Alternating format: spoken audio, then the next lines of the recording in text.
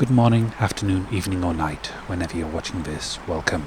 It's a very hot, sunny day. There was rain yesterday and there will be thunderstorms tomorrow, and this is the only break in the weather forecast for a week or so, so I'm back at the big old dump site that was built too close to a meandering river, which of course changed course and started carving into it, to see what interesting bits of social history I can find for curiosity, recycling and upcycling.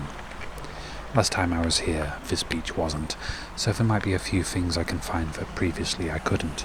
On the flip side, the river does tend to drop most of the interesting, unbroken things at the edges, and the edges are currently very overgrown, especially with Japanese knotweed, which I try to avoid because if I accidentally get seeds on me and carry them elsewhere where they germinate, that would be terrible. This little beach is a short way down from the cliff face, and I don't yet know if the cliff face is accessible. I expect it will be, but I'm not wearing wellies or waders, so if it's as hard to navigate as the last time I came here, then I won't be finding much. Not that I'm actually aiming to find much this time.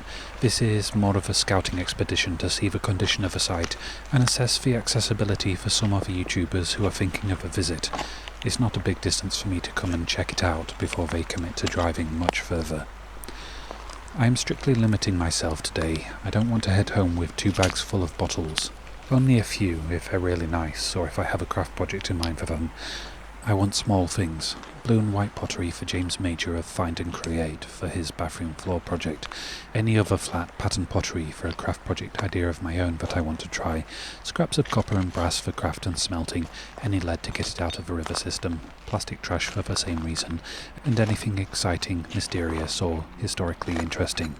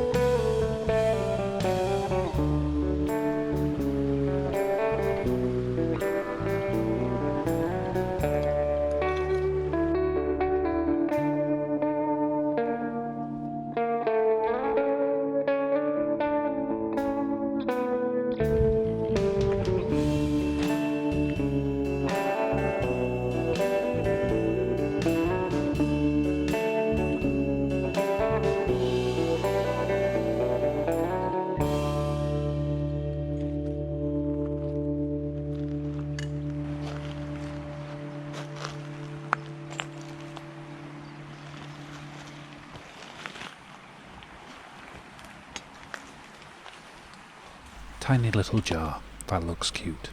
Certainly falls within the bounds of my self-limitation. It's small. And it's not just small, it's a tiny jar with a pattern embossed around the base. Such a thing doesn't need a purpose in mind to take. I can think of something to do with it later, or give it away.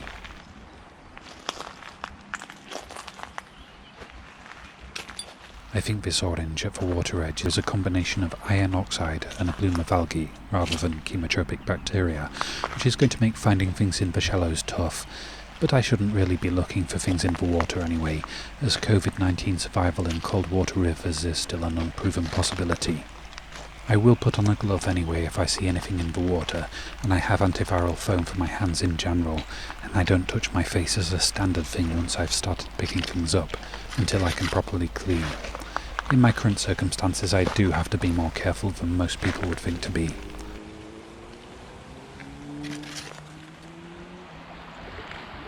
I see blue and white. A simple pattern, but nice and flat, so a good candidate for James to put into a tile.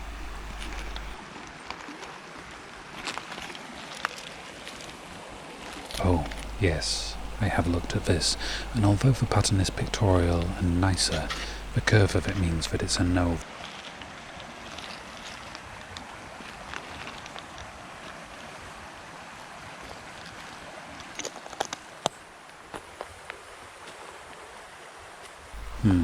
Found something like this on one of my first visits here. German. Had Fabrik in the name of a company that made it, I think. Not an aesthetic style I really like, though.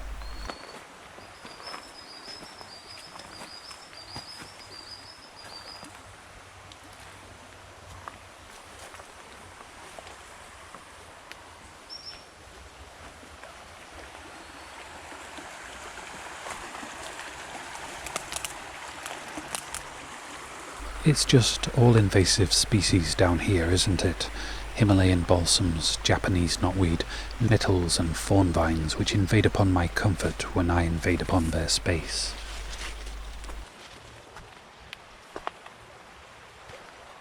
Does look like there's an established pathway through, which probably means that people have been visiting all the way through spring, summer and lockdown.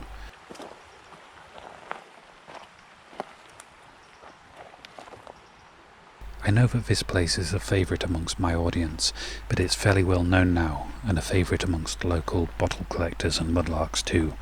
Mudlarking is a hobby that's growing fast, which probably means the bountiful days here are gone, or at least rarer, relying on a new chunk or two falling off a cliff face. Still, an army of mudlarkers can come here, and I bet I can still find a few interesting things that either they've missed or which hasn't been to their taste, and regardless of how few those things are likely to be, it's a lot of fun looking.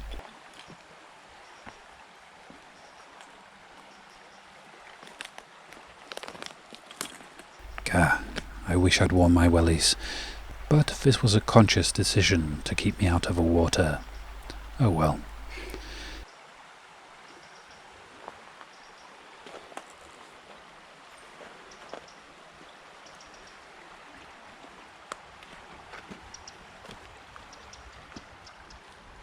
For anyone new to my videos, this site is pretty unique. 100 years ago the council authorised a dump site that was about 100 metres away from the river. The dump site is huge, something like 5 hectares, and I think it's much bigger than the town it's in could realistically have needed if it was only for its own waste. I suspect it holds a lot of waste from at least one of the 2 nearby cities too, though any documentary evidence to confirm or deny that is inaccessible to me. Oh, and the river was a winding river that was already known to change course, which of course it did. And a few decades ago, it started cutting into the dump site here, and contrary to the desires of the current council, who manage a sports ground on top of the dump site, the river keeps coming.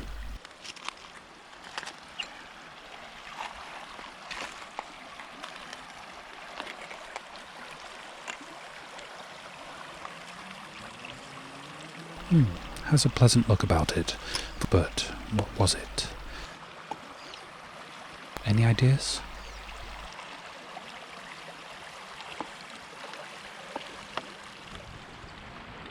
Down here I've spotted a bit of pipe stem, and it's got a ball heel, which looks a bit like a bone joint, so I like it, the slightly macabre imagery of a bone in the handy portable size of a pipe stem. There's a lot of grey. The summer does tend to paint the ground with a bit of dustiness that hides things, but I see something. Pewter, pouring spout maybe? In similar style, I found a cosmetic cream pot sleeve to gentrify the real estate on a dressing table and pretty up a common Vicks Vapor Rub jar. Copper pipe. Not actually looking much like copper at the moment, but it will when I clean it up and melt it down.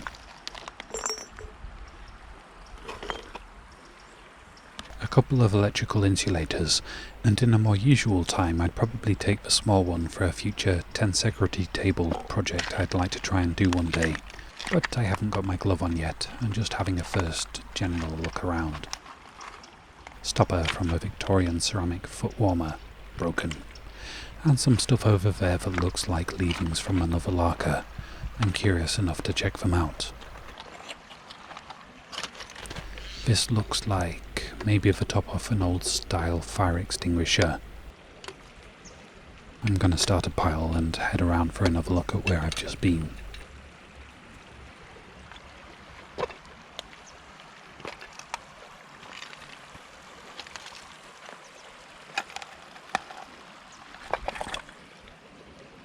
Gas lamp connector, brass. Does seem to be a bit of a metalwork sort of a day so far, try as I might to find specific flat pieces of broken pottery. I've found similar looking things before. It looks to be a motor housing. And this would have been a really nice find if it was in better condition. Big glass battery with Exide branding in an excitingly electric font.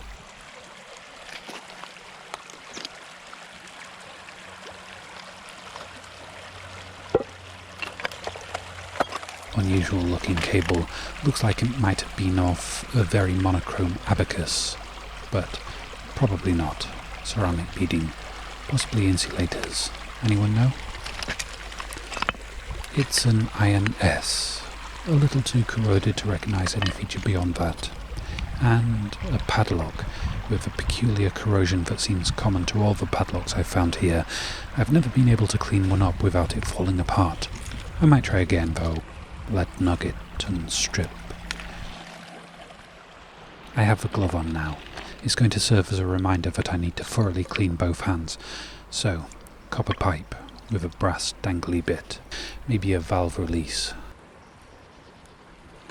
And I see what looks like a little bit of brass over here. It's a tiny bit of brass attached to a big lump of iron oxide which was once a lock. I think restoring this is beyond what I can currently countenance.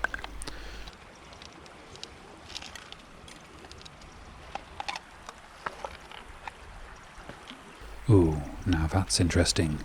The claw of a native white-clawed crayfish. They're getting kind of decimated by a plague carried by the invasive signal crayfish. Nice to know there's still some in the local rivers. This, I don't know. Brass, I think.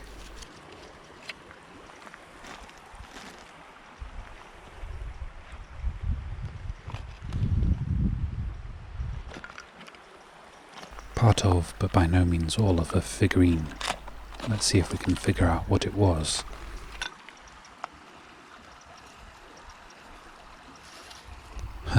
Pretender. Okay, strangely, I do know what this was. It was a figurine of a famous greyhound called Pretender. My grandparents liked greyhounds and whippets and had a similar little statuette, smaller than this, when I was young. Spoon. Well, tiny remains of a brass, probably once silver-plated teaspoon. I know the river's low, and that's going to affect things, but this cliff face seems to be much further away from the opposite bank of the river these days. It probably is. Maybe up to 20 feet further than when I first found this place, at the centre point where the river has gouged out 3 rows of trees. If I actually filmed upwards in my earlier visits, I might have a static reference in those power lines to get a more accurate measure of how much the river has cut out.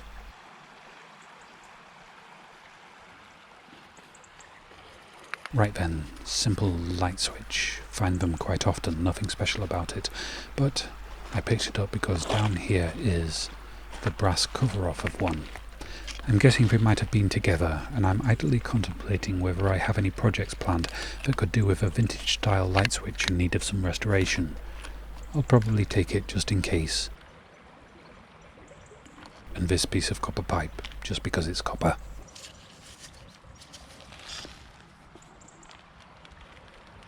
Now is that lead? No.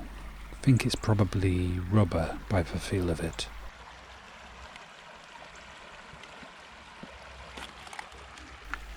Another Excite battery. Another disappointment. I have found at least 3 glass batteries in pretty good condition here, at least one of which I'd like to convert into a very small terrarium, and one I'd like to send to one of my early supporters who I promised one to. Maybe an electrical insulator? This looks interesting. Oh, okay, now what is it? A dial, some mechanism. Clock is the most likely seeming candidate. Definitely some clockwork in there, and I do like clockwork. I think the size suggests a mantle clock, but I'm going to take it and clean it up some, and we'll see. I'm happy with that. I do tend to find things in threes, so maybe another light switch to come, and another battery. This one has a Bakelite dome. Less likely I'll want to keep it, but Bakelite is plastic and I've picked it up, so I'm taking it. Fluorescent yellow glassware down there. Interesting shape, looks quite industrial, apart from the patterning. Oh, and the bees. Suddenly I like it a whole lot more. I love bees, and if I had the land I'd seriously consider getting some hives. Not for the honey, just for having a load of bees in my garden. is not worrying me today, but by the next time I come here, that tree up there will probably be down here where I am. The February floods must have been something to behold, if only there was a safe place to behold them from. The river was 2 meters 20 higher than today, and would have covered most of the paddock on the other side of the river, as well as slamming into this cliff face with extraordinary violence, undercutting the cliff, which then collapsed into it. The scale of this place makes those trees look small, and they are about 30 feet tall, so not huge, but by no means small.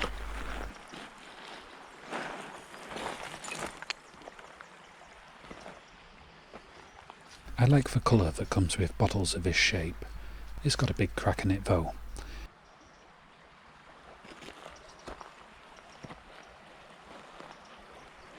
That's an unusual one. Kinda pretty. Not enough on the label to read, but does anyone recognise it? Though I definitely did say that I wasn't here for bottles today. I have such limited space for now. I think this is currently a well-trodden, well-picked over site. I'm not seeing as much of interest as usual. A crazy big bone. Cow certainly, but a really big cow. Back up the slope and see if there's anything interesting with the tree roots, or where the trees have fallen and pushed into the slope.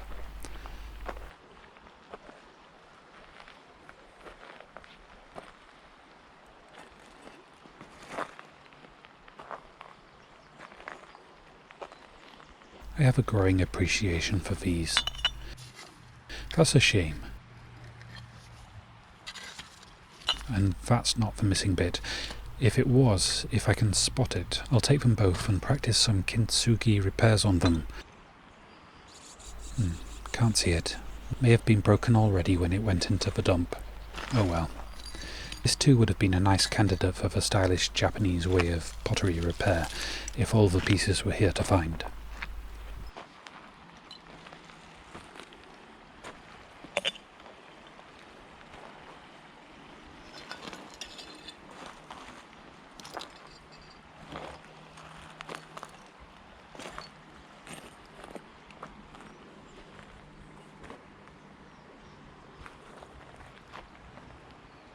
Wow, that really is a strange sight. I wonder if they'll be here next time I come.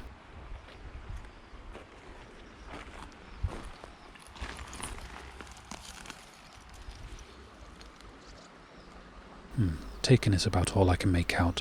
Possibly a pill jar for some rather chunky pills. Not something I really want. This is more like my taste, and I saw the northern mudlarks making some very nice sea glass decorated candle jars with one similar. I live far from the sea, and I have a very small amount of small sea glass, some of which I picked up while filming with the northern mudlarks, and some when I filmed at Tynemouth. This place has hundreds of these jars, so I have a glut of one of the ingredients and a dearth of the other, but perhaps if I ever get to go on my dream extended tour of the coastline, I'll be able to pick up a good amount of sea glass. I'd like to try what they did, though I'd have to have a project sufficiently different to want to film it.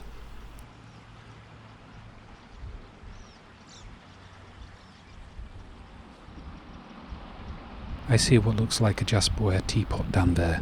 I will go and take a look, eventually. Dysons of Nelson.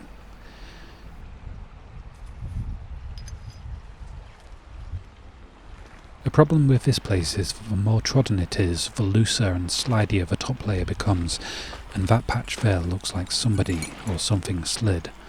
Shame it didn't reveal anything intriguing in the compacted layer below.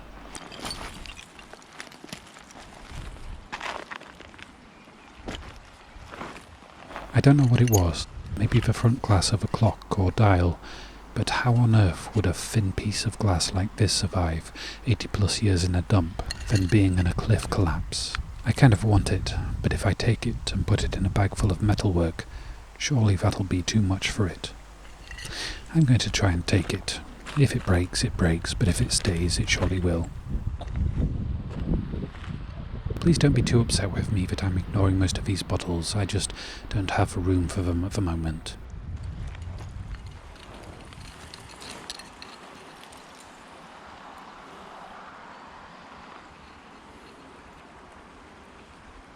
Every unnecessarily fallen tree is sad, but that one's going soon, and I feel sadder about it than the birch trees that were purposefully planted in an effort to halt the erosion. That one almost certainly grew there in spite of human activities, and made a home in a place that seemed safe, but which is now falling out from under it. Could be an allegory or something.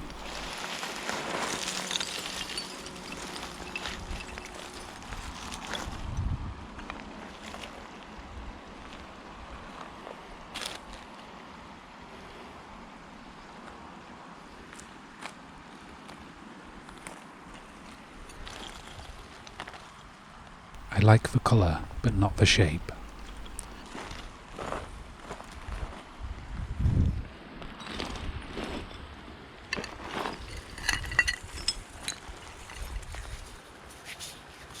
Ooh, who's a pretty bird then? I like that, but I really don't think it would clean up well. The grime goes deep. And behind me, some jasperware. I have a complex reaction to jasperware. I think we'd be here all day if I tried to explain it coherently, but it's a bit too perfect in its details for my taste. I'm going to leave it, and maybe someone else who comes here will like it and take it. That looks like, yep, a crucible. I do keep looking warily at that tree.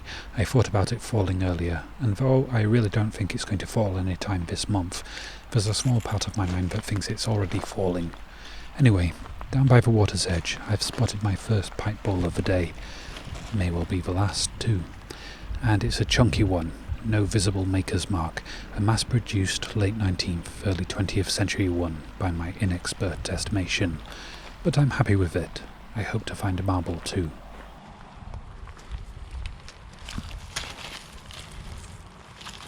The king. Apply. Shocking disaster. Just enough to be intriguing and frustratingly not enough to be illuminating. Oh well. And bit of an elephant statue, which does seem to have become a common find here. I think that maybe there's a rich seam of things from a time that Africa was in the public consciousness, adventure stories and early movies, a time of unprecedented awareness in the British public of the magnificence of elephants. Today this place is lousy with broken glass batteries, alongside a marginally interesting perfume bottle that I'd take if I was taking bottles today. Down here there's a partial one, and up here the other part of it.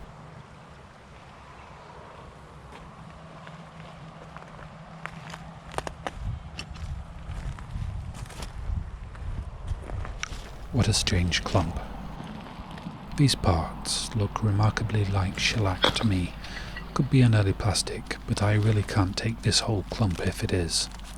I shall remove the copper that I see poking out of it, and any smaller chunks that I dislodge. This will require both hands.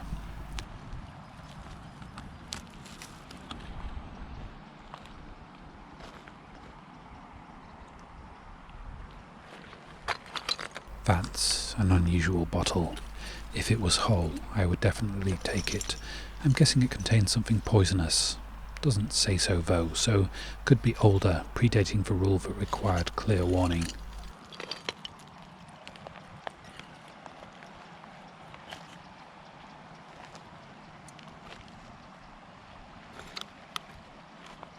There's the jasperware teapot I spotted earlier. If it had been intact, I would definitely have taken it, even given my own personal mild dislike for jasperware. I can still appreciate how other people can like it, and even love it, and it would have been a great thing to give away. Even if it wasn't entirely whole, but had the handle, I could have turned it into a wall decoration feature, but I haven't got the skill or the will to make a new matching handle to something that so heavily relies on the appearance of perfection for its appeal.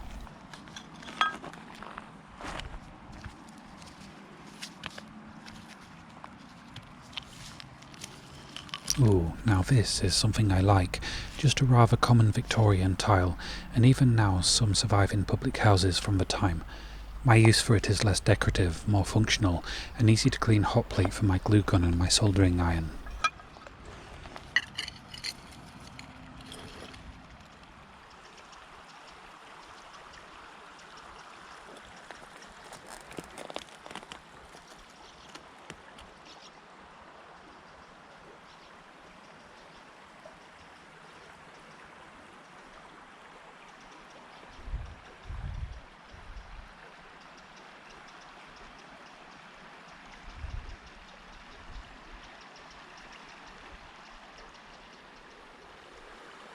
So it's time to say goodbye again to the cliff face.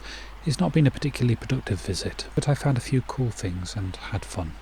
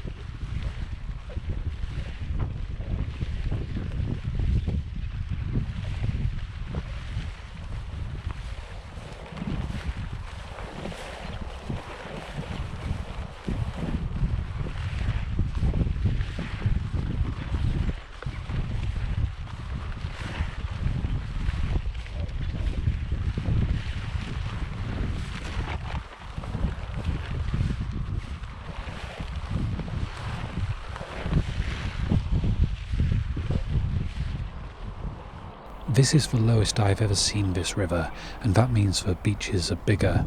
It doesn't, however, mean that there's more to find. The river is very particular about where it drops things, and it's all a constantly changing but vaguely mappable pattern. With that fact in mind, I'm expecting to find very little of interest on this big beach, because the course of the river has subtly changed, and so has the shape and topography of the beach. A year ago it was an amazing place where the river dropped almost everything it had washed away from the foot of the cliff. This is no longer the case, and there's already been a summer of visits by mudlarkers while I was in stricter lockdown.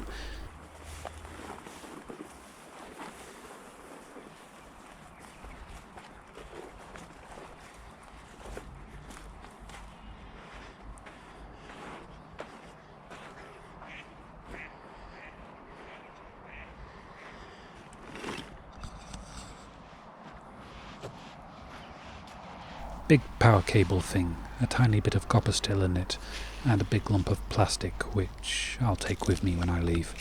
Might actually be useful to my brother, who does music PA, if the river hasn't destroyed it.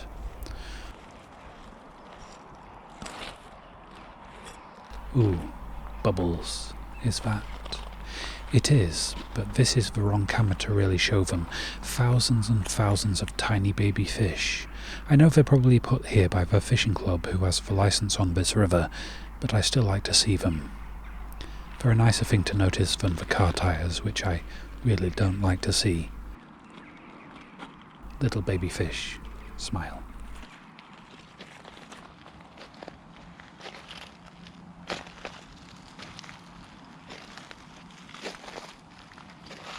Not exciting, but little bit of brass.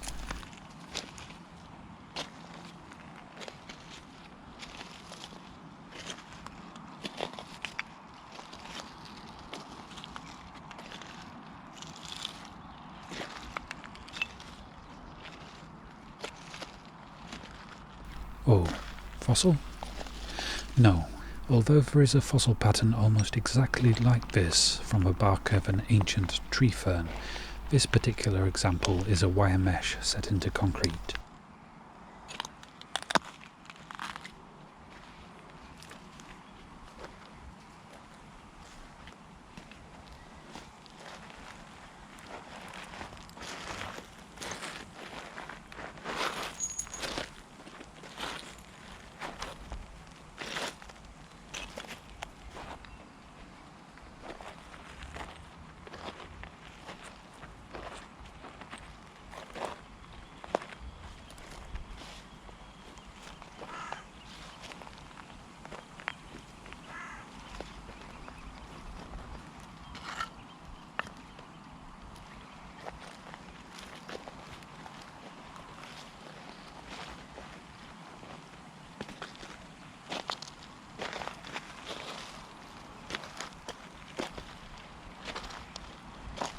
little shallow milk glass pot, quite chipped. And I am trying to break my milk glass pot collecting habit before it turns into a hoarding habit.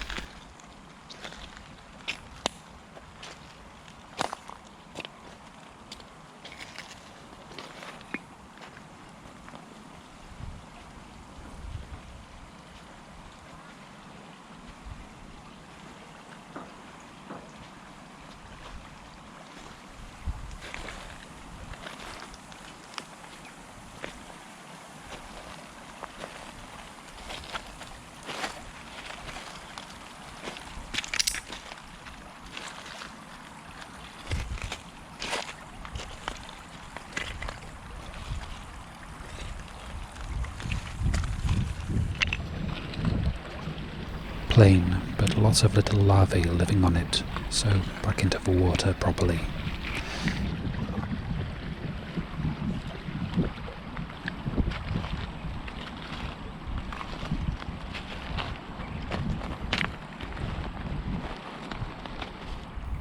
Now that, ahead, is one of the main reasons why the beach is no longer the smorgasbord of fun things to find, a barrier made of pebbles that redirects the current when the river's in flood.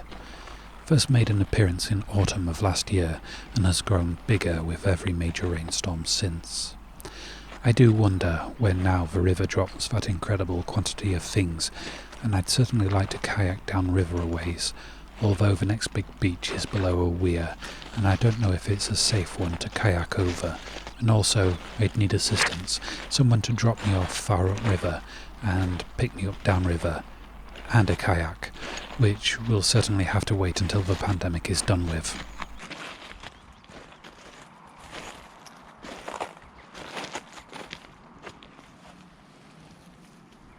Birdles, MFD, Chemist, Sheffield. I do have a few of these ones already, and in better condition than this one. I shall leave it for the next larker.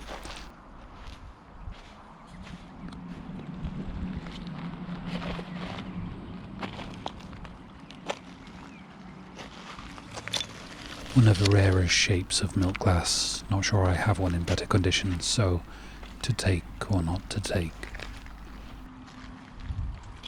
Not to take.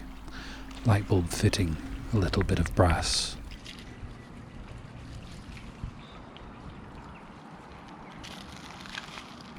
The ubiquitous paste pot and Vicks Vapor Rub jar, the most common of finds here. Brass ring. And finally, a little more blue and white. There's been very little of it today. I hope that means that a lot of the larkers that come here have craft plans in mind for stuff they've picked up, rather than the river keeping it all. 3 bottles, 1 poison, 1 not that tasty but not poisonous, and 1 slim and slender which held I know not what. Which am I going to take?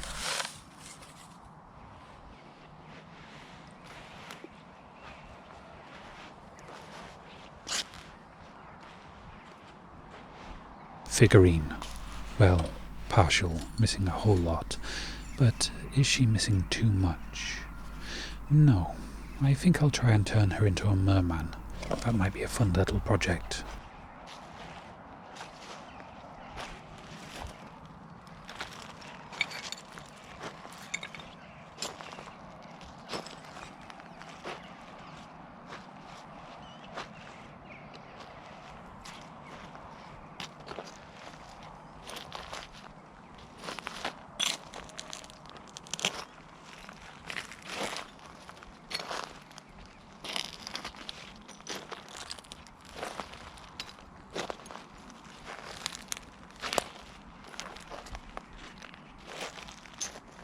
That's really nice.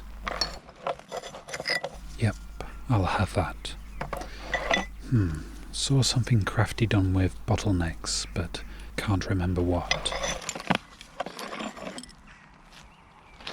Oh wow, that's an uncommon find. I know a lot of you are creeped out a bit by bones, but some of you aren't, and some of my friends collect them and do artistic things with them. Not sure what this came from. Size suggests maybe a small sheep, but I really don't know. If you do, and if you'd like to share, do comment, but I think I shall leave it.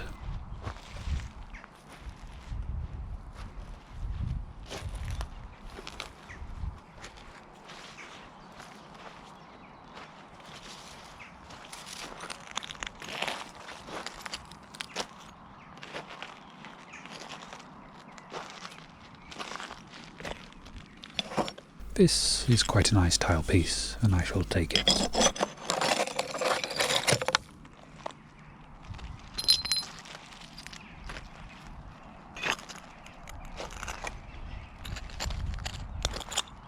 Sorry, I'm aware that I'm taking a perhaps dizzyingly serpentine route, sometimes back on myself.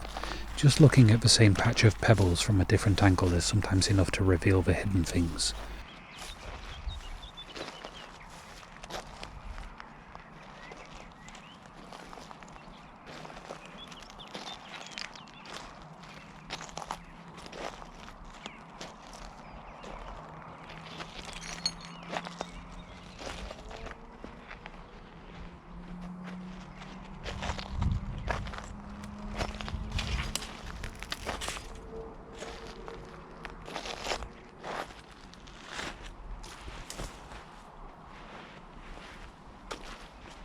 And I think I have covered almost all the ground on this beach now, so it's time once more to bid a fond farewell to a place that has given me so much.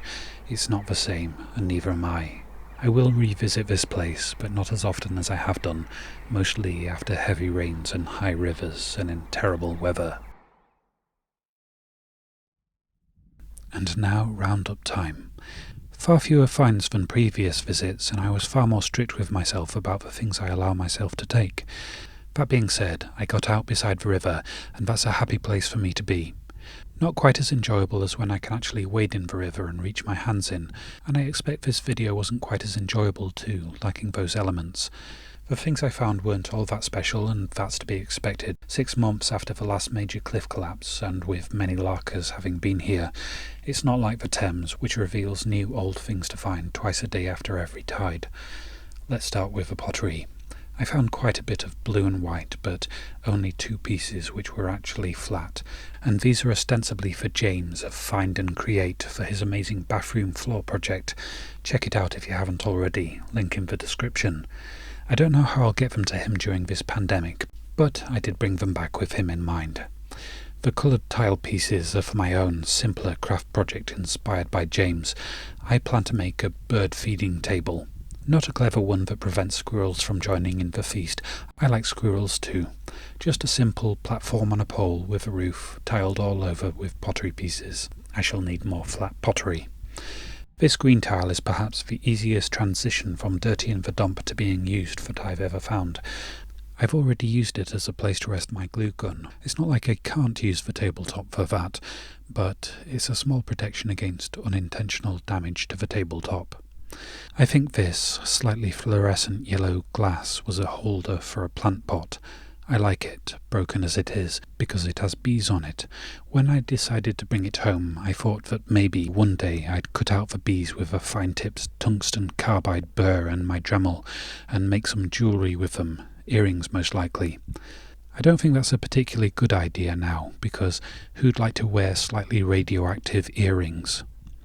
I brought this partial figurine home thinking I'd maybe turn it into a sculpture of a merman, the male version of a mermaid, but realistically it would be a lot easier to sculpt one without using this, so I need a different idea for it. Suggestions are welcome.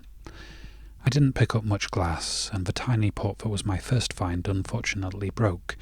This little bottle I picked up because I found many this shape, and the last time I did I asked what they contained, and someone said that whatever it was poisonous, because some said not to be taken on them, and I don't think any I've found had that. This one does, so I'm happy with it. I picked up this jar to carry some small items in, and I shall keep it to hold small items in. It's currently full of copper and brass and various oxides, carbonates and chlorides of copper. I do always find copper and brass here. Today's haul isn't particularly interesting, though I'm pleased with the quantity, which surpasses the jar's ability to hold it all. Lead too, which I'm happy to get out of the river, and when I've gathered 100 kilograms or so of it, I'll take it to the local scrapyard for it to be recycled. And the clock. I'm happy with that. It's a continuation of the streak I've been having there, finding 2, possibly 3 pocket watches in the previous 2 visits. I say possibly 3 because the pandemic came at just the wrong time, and I haven't cleaned it up yet, let alone cracked open the 3rd pocket watch-like find, which is either a particularly giant fob watch, some other instrument in fob-shaped brass shell, or perhaps a dragon egg. It's hard to tell without further examination. I doubt any of the brass things I've found there are in restorable condition, but perhaps some of them can make a decent display array one day. I hope you've enjoyed this video.